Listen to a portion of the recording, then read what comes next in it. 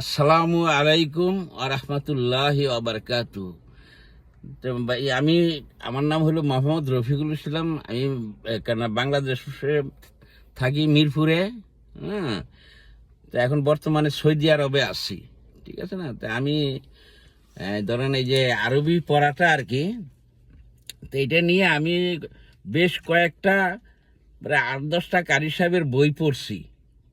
হ্যাঁ, তো পড়ার পরে দিয়া আমি এটার থেকে অনেক কিছু পাইছি। আজকে 2-3 বছর ধরে এই জিনিসটা নিয়ে একটু গবেষণা করি আর কি। হ্যাঁ, তারপরে আমি এমনি কারি সাহেবগুলোকে অনেক আলাপ আলোচনা করছি।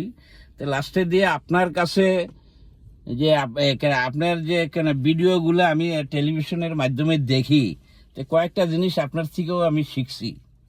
হ্যাঁ, যেমন এই যে কলকলা সম্বন্ধে, কলকলার হরফ হলো 5টি, কলকলা 3 প্রকার।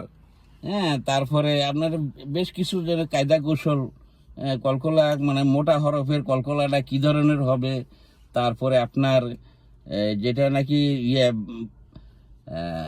বারিক, যেটা নাকি কলকলাটা 5টা হরফ, তো 3টা হরফের কলকলা নিচের দিকে যাবে, জেরের দিকে যাবে। এই সমস্ত কায়দা কৌশলগুলো আমি কেন শিখছি আর কি। এটা নিয়ে অনেকদিন আগের থেকে এটা আমি করি আর কি।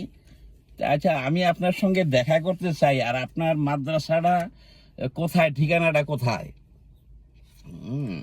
আর কিছু বলবো?